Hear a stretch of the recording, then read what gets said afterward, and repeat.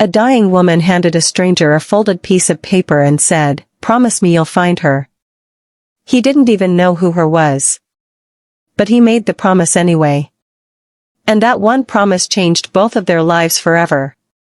The paper sat in Daniel Holt's chest pocket for 11 days before he opened it. He told himself it was out of respect. The truth was closer to fear. Daniel was not the kind of man who collected other people's crises.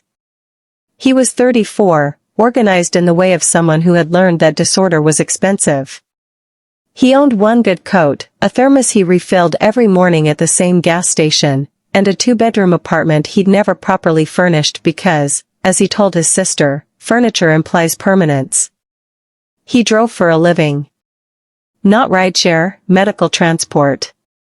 Quiet routes, early mornings, the kind of work that kept him in the presence of vulnerable people without requiring him to stay. The woman in the back seat that Tuesday had been named Ruth Calloway. 71. Former elementary school art teacher. Stage 4. She had paper white hair clipped neatly at her jaw, and she wore a yellow cardigan that had one small embroidered bird on the left pocket, a robin, he'd noticed, when she'd thanked him for holding the door. They'd driven 40 minutes to her oncology appointment. She'd talked the whole way about her tomato plants, a leaky faucet her landlord wouldn't fix, and a documentary about deep-sea fish that she found philosophically upsetting. Daniel had listened without meaning to. When he pulled up to the clinic, Ruth sat for a moment without reaching for the door. "You're a good listener," she said. "Most people your age are just waiting for their turn to speak." He didn't know what to say to that. She pressed the folded paper into his hand before she climbed out. "In case something happens to me before my next appointment," she said. "Don't wait too long." The way she said it was not dramatic. It was the voice of someone who had been managing the calendar of her own ending for a while. 3 days later, her file marked her as deceased. Daniel unfolded the paper in the parking lot of his apartment building. It was a name. Gracie Calloway. Age 7. Pine Ridge Elementary, Clover Falls, Oregon. Beneath the name, a second line in shakier handwriting, "She has no one else now. She doesn't know that yet." And beneath that, a Portland address, a phone number with a 503 area code, and one final sentence that made Daniel sit in his car for 20 minutes without moving. She used to say a good person always has room for one more. I believed her. I hope you do too. Daniel did not consider himself a good person in the exceptional sense. He paid his taxes. He returned shopping carts. He had not spoken to his father in 6 years, and he was still not certain which one of them was to blame. He was not equipped for a child. He barely kept his houseplants alive, and they were succulents, organisms that had evolved specifically to survive neglect. He put the paper back in his pocket and drove to his shift. But at 3 a.m., when the apartment was quiet and the city moved below his window like it had somewhere to be, he pulled out the paper again. She has no one else now. She doesn't know that yet. He called the number in the morning. A woman answered on the second ring. Her name was Margot Ellis. She was Ruth's neighbor, and she had been watching Gracie for 4 days with the barely contained panic of someone who had agreed to babysit for a weekend and was now 3 days past the deadline with no exit. "She's fine," Margot said, before Daniel had finished introducing himself. "She's eating. She went to school today. But..." A pause. "She keeps looking at the door." Daniel was quiet. "She's not crying," Margot said, softer now. "That's almost worse. She's just waiting. Like she still thinks Ruth is coming home." Daniel closed his eyes. Gracie was 7. Her grandmother had been her only legal guardian since Gracie's mother walked out of a hospital 4 years ago and hadn't been legally located since. Ruth had filed temporary guardianship paperwork before her last hospitalization, but it named no specific successor.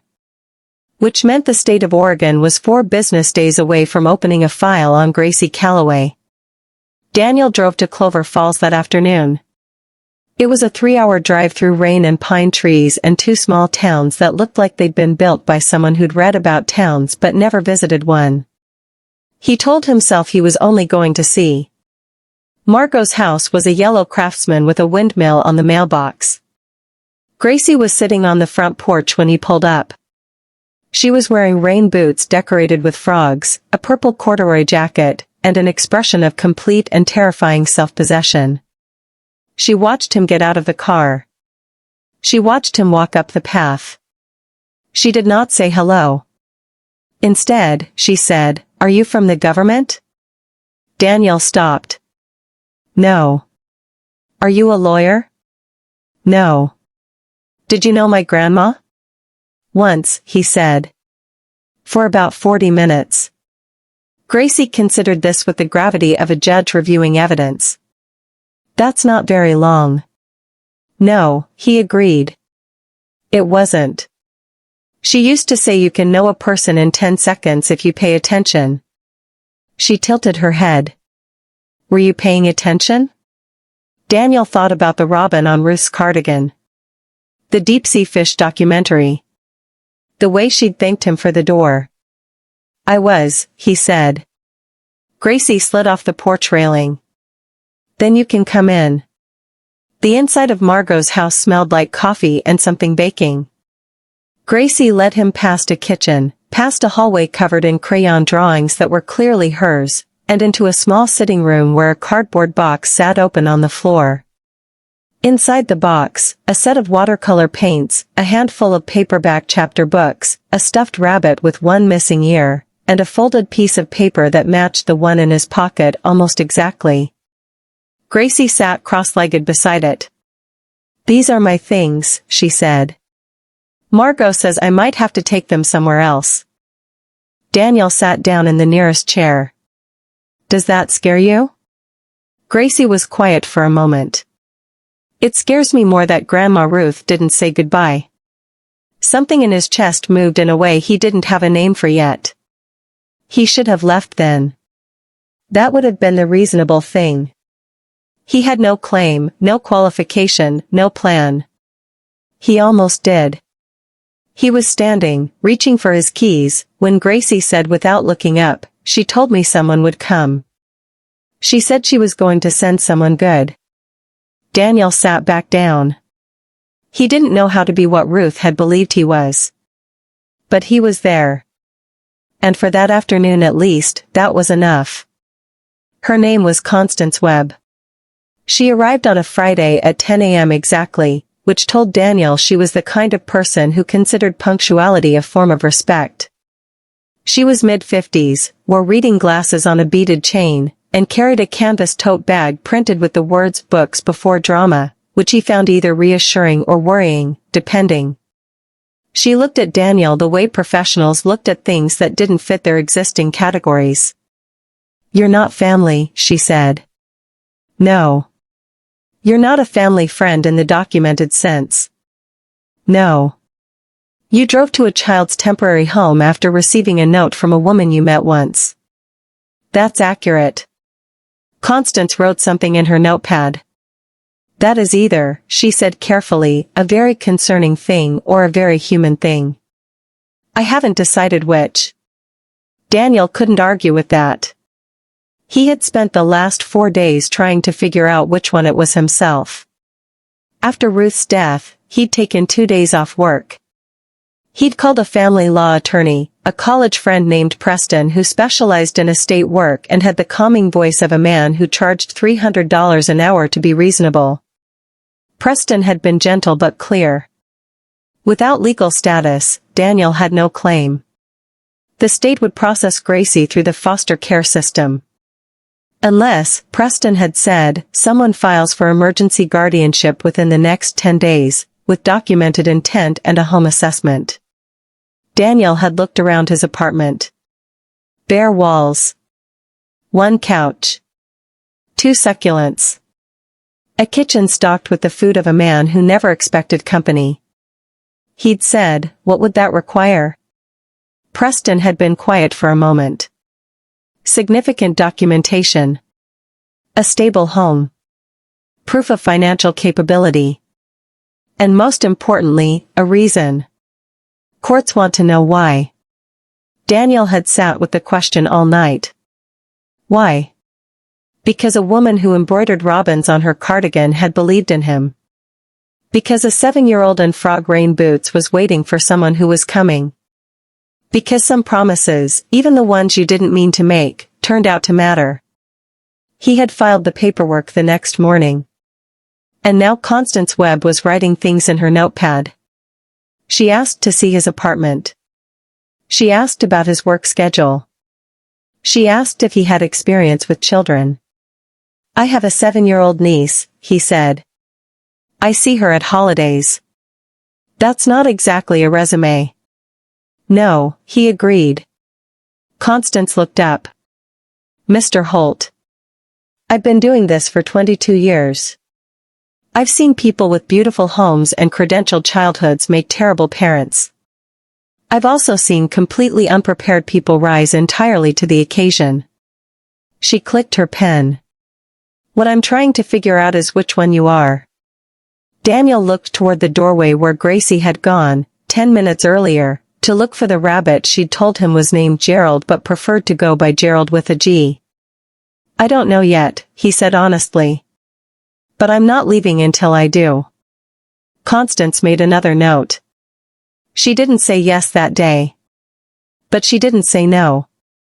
What happened at Daniel's apartment that made everything almost fall apart?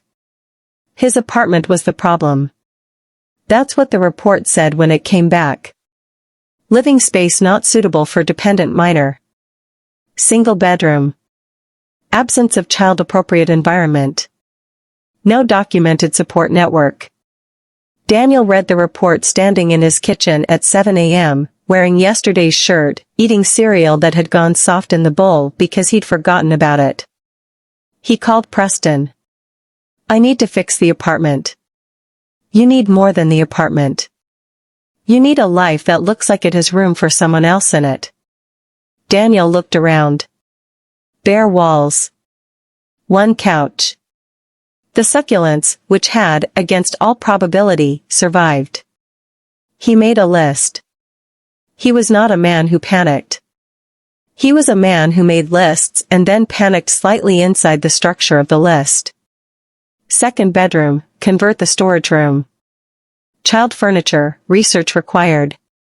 Support network, call his sister. His sister, Bev, answered on the third ring. She was 41, lived 40 minutes away in a suburb with a yard and a husband named Keith who coached youth soccer and owned multiple pairs of khaki shorts without irony. You want to do what? Bev said. Temporary guardianship. For a 7-year-old. A long silence. Daniel. I know. You don't have furniture. I'm buying furniture. You don't have a bedroom for a child. I'm converting the storage room. You don't know anything about raising a child. Bev. He paused. Do you? Another silence. Then, fair point.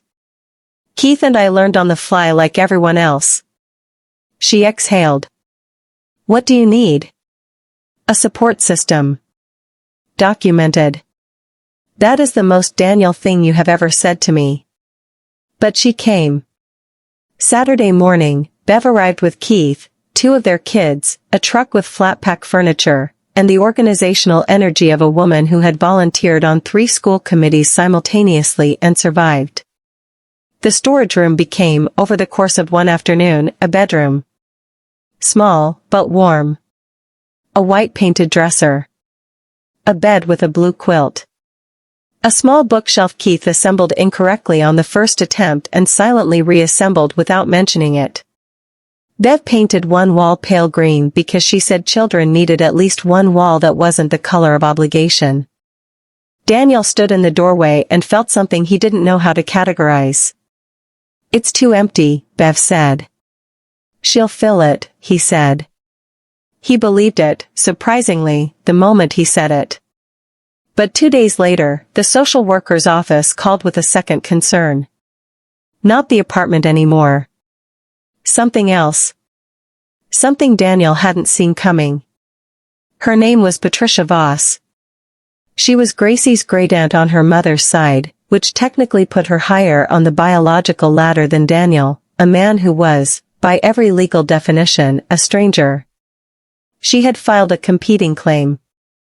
Patricia lived in Scottsdale, Arizona, in a house that, judging by the photos her attorney sent, had a pool and matching outdoor furniture. She had not seen Gracie in 4 years. She had not attended Ruth's funeral. She had sent a floral arrangement to Margot's address because she didn't know Ruth's. But she had an attorney, documentation of biological connection, and a letter that described Daniel as an unknown individual with unclear motives and no established relationship to the child. She was not entirely wrong. That was what made it dangerous. Daniel sat in Preston's office and read the letter twice. "She's positioning herself well," Preston said carefully. "She doesn't know Gracie. The court doesn't know that yet." Preston folded his hands. "You need more than a renovated storage room and good intentions, Daniel. You need evidence of a relationship. Of consistency. Of what Gracie actually wants. Gracie is 7. Courts don't always ask what 7-year-olds want. No. But they ask what the 7-year-old's established attachment looks like." Preston looked at him over his glasses. "Have you spent real time with her?" Daniel thought about the 4 afternoons in Clover Falls. Gracie teaching him the right way to feed Gerald with a G imaginary carrots. Gracie explaining why velociraptors were misrepresented in most media, which apparently was a position held by all the 7-year-olds Daniel knew. Gracie sitting beside him on Margot's porch, pointing at clouds, asking whether he thought the sky felt lonely at night when no one was looking at it. He had driven back to Portland each time. He had made the 3-hour round trip 4 times in 2 weeks. "Yes," he said. "Does she ask for you?" He paused. "Margot says she asks when I'm coming back." Preston looked at him a long moment. "Then let's make sure the court knows that." The night before the family court hearing, Daniel drove to Clover Falls. He hadn't planned to. The rational move was sleep. Preparation. The organized review of his documentation binder. Preston had insisted on a binder, and Daniel had built one with the ferocity of a man channeling all his fear into tabbed dividers. But at 9 p.m. he was in his car, and at midnight he was parked outside Margot's house. He sat there for 20 minutes, feeling like a man who had driven 3 hours to stare at a yellow house with a windmill mailbox. He was about to leave when the porch light came on. Margot opened the door in a bathrobe, looked at his car, and waved him in without visible surprise. "She's awake," Margot said. "Has been since 8. She does that when something important is happening." Gracie was sitting at the kitchen table with a piece of paper and a set of watercolors that had seen significant use, judging by the state of the water in the jar beside them. She looked up when he came in. She didn't seem surprised. She seemed the way children sometimes seem, as though the adult world kept being astonished by things that were, to them, entirely predictable. "You came," she said. "I couldn't sleep." She nodded, as though that was the correct answer. "Me neither." She pushed the paper toward him. "I made something." It was a painting, watercolor, slightly wobbly, the way paintings are when hands are small and emotion is large. 2 figures. One tall, one short. Standing in front of a building that might have been a house, or a hospital, or something the artist had invented entirely. Beneath it, in careful letters that were trying their very hardest to be neat. "A family I made up. It might be real." Daniel sat down at the kitchen table.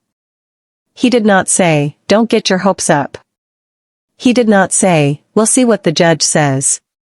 He did not say any of the protective things adults say to children to manage their own discomfort with hope. He said, I like it. Gracie looked at him steadily. Are you scared? Yes. Me too. She picked up her paintbrush.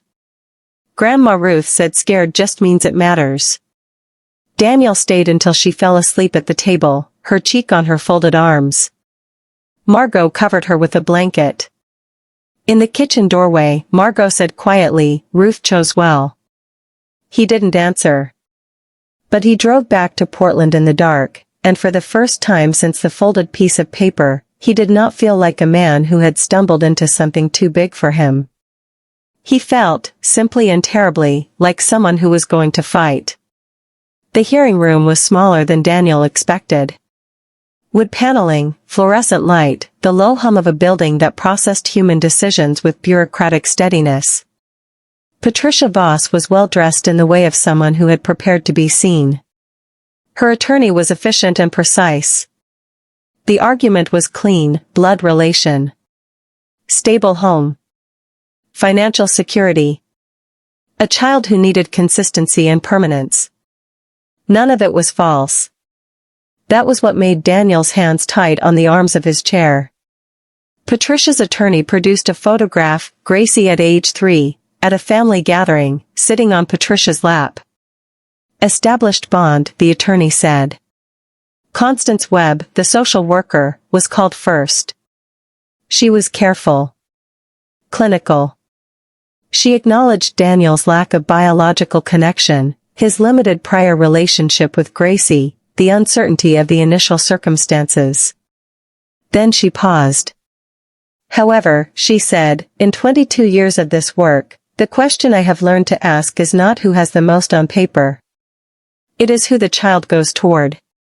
The judge looked up. In every visit I have observed, Constance continued, Gracie Calloway has oriented toward Mr. Holt in the manner of a child who has established a primary attachment figure. She seeks his input. She waits for his return. She communicates with him in ways she does not initiate with others. She paused. The bedroom he prepared for her has her name on the door in letters she helped paint herself. That is not performance. That is relationship. Patricia's attorney objected that the process had been rushed, irregular, and potentially manipulated by an individual with unclear motivations. The judge asked Daniel to speak. He stood. He had prepared remarks. Preston had helped draft them, clean and structured, with clear supporting points. He did not use them. Ruth Calloway, he said, gave me a piece of paper and made me promise. I didn't know her. I'd known her 40 minutes. But she was the kind of person who paid attention in those 40 minutes, and so was I, and I think she knew that. The room was very quiet. I'm not Gracie's family in the way anyone planned. But Gracie didn't plan any of this either. She didn't plan to lose her grandmother. She didn't plan to end up in a kitchen with her cardboard box looking at a door. He stopped. All I can tell you is what I told her. I'm not leaving.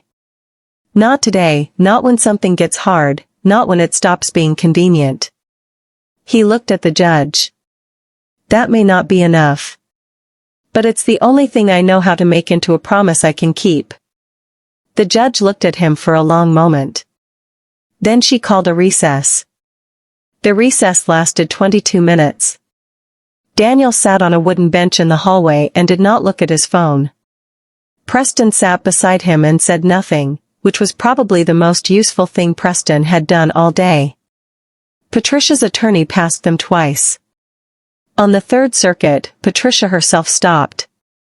She stood in front of Daniel and looked at him with an expression he couldn't fully read. She doesn't know you, Patricia said. She's starting to. That's not the same as family. No, Daniel said. But family isn't always the same as family either. Patricia was quiet. Then, surprisingly, her voice lost a layer of its edge. Ruth and I didn't speak for 11 years, she said. I kept telling myself I'd fix it. Then I ran out of time. She looked at the floor. I don't want Gracie. Not really. I want to undo the 11 years. She paused. She can't do that for me. Daniel looked at her. You could still be someone to her, he said. Without it being everything. Patricia said nothing. But she walked back into the hearing room, leaned toward her attorney, and spoke quietly for 30 seconds. When the judge returned, Patricia's formal competing claim had been reduced to a petition for structured visitation. The judge granted Daniel temporary emergency guardianship with a 6-month review period. Conditions: stable housing, continued social worker oversight, Gracie's active participation in counseling, and, notably, an open-door policy for extended family including Patricia Voss, who had herself requested it. It was not victory with fireworks. It was permission to begin. Patricia did not become Daniel's enemy. She became, slowly and imperfectly, the person who sent Gracie birthday packages with too much tissue paper and drove up from Scottsdale at Christmas with gifts she'd chosen too carefully. She and Gracie were not family in the simple way. But they were honest with each other, which turned out to matter more. It wasn't the documentation binder, though Preston was quietly satisfied with it. It wasn't the social worker's testimony, though Constance Webb filed the most detailed report she'd written in years. It was the painting. Constance had described it in her report. A family I made up. It might be real.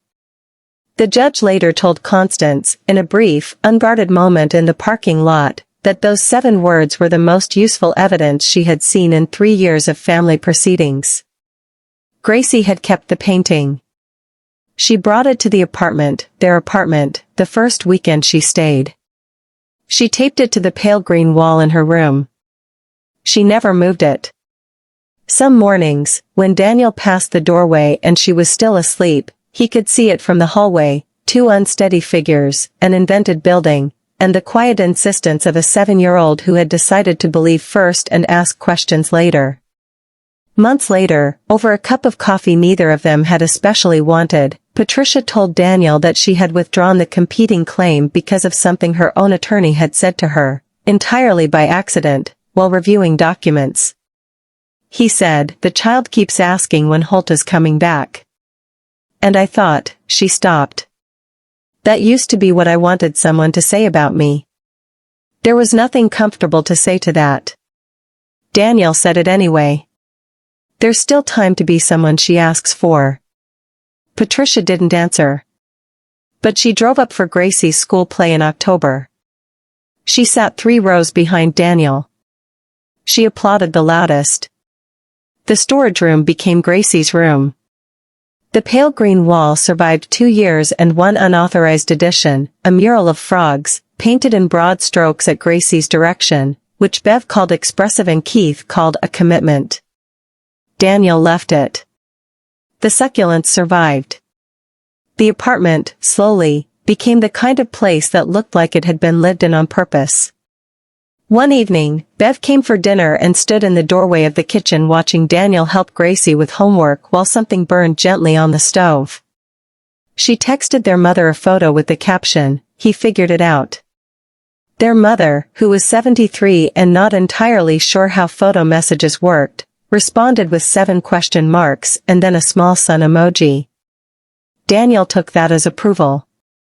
Constance Webb closed Gracie's case file 18 months later. On her last formal visit, she sat in the kitchen while Gracie showed her the mural of frogs and explained, at length, the emotional narrative behind each frog. Before she left, Constance told Daniel, "The first day I met you, I genuinely could not tell which category you fell into." "Which did I fall into?" "The second one," she said. "People who rise entirely to the occasion." He didn't know what to do with that. He said, "I had help." She looked toward the living room, where Gracie was feeding Gerald with a G an imaginary carrot with ceremonial seriousness. "You had the right reason," Constance said. "That's different." He told Gracie once, much later, that he'd almost turned around in the driveway that first day. They were sitting on the apartment steps sharing a bag of pretzels, which was, by that point, a Sunday tradition significant enough to survive rain. "Why didn't you?" Gracie asked. "You asked if I was from the government." She laughed. "That's a weird reason to stay." "I know." He handed her a pretzel.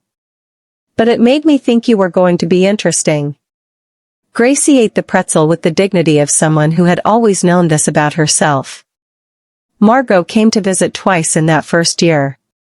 She brought soup, not as salty as Mrs. Bell's ocean stew but with ambitions in that direction, and she sat in Daniel's kitchen and told him things about Gracie that he hadn't known yet.